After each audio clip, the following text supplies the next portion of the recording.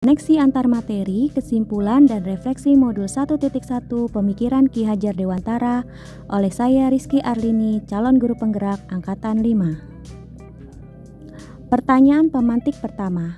Apa yang Anda percaya tentang murid dan pembelajaran di kelas sebelum Anda mempelajari modul 1.1? Menurut saya, murid adalah peserta didik yang memiliki berbagai perbedaan karakter dan kemajemukan.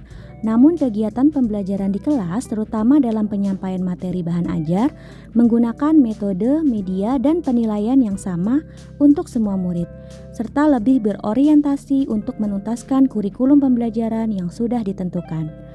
Pertanyaan pemantik kedua. Apa yang berubah dari pemikiran atau perilaku Anda setelah mempelajari modul ini? Yang pertama, pendidik harus lebih mengetahui dan memahami latar belakang ekonomi, sosial, dan budaya peserta didik. Terbentuknya karakter peserta didik tidak hanya berasal dari lingkungan sekolah, namun juga keluarga dan masyarakat. Ketiga lingkungan pendidikan tersebut sangat erat kaitannya satu dengan lainnya, sehingga tidak bisa dipisah-pisahkan dan memerlukan kerjasama yang sebaik-baiknya untuk memperoleh hasil pendidikan yang maksimal. Yang kedua, dalam pelaksanaan pendidikan diperlukan sistem AMONG, yaitu menempatkan anak sebagai sentral proses pendidikan. Sistem AMONG yaitu menempatkan anak sebagai sentral proses pendidikan.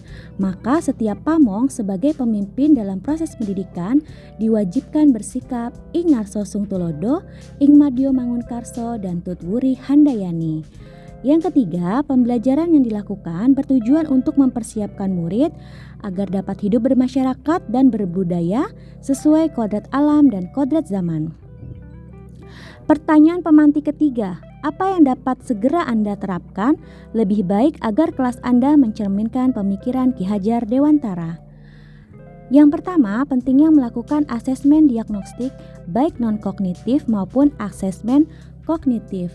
Asesmen diagnostik non-kognitif yaitu mengetahui keadaan sosial dan budaya serta aktivitas belajar di rumah dan kondisi keluarga peserta didik.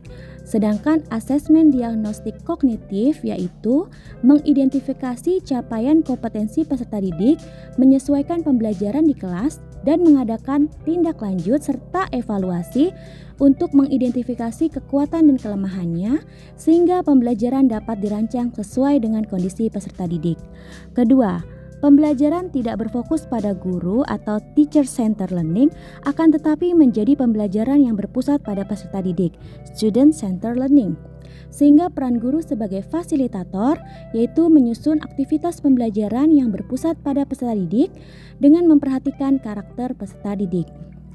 Ketiga, guru melakukan pembelajaran secara kontekstual dengan memanfaatkan lingkungan dan media yang berkaitan dengan konteks hidup peserta didik.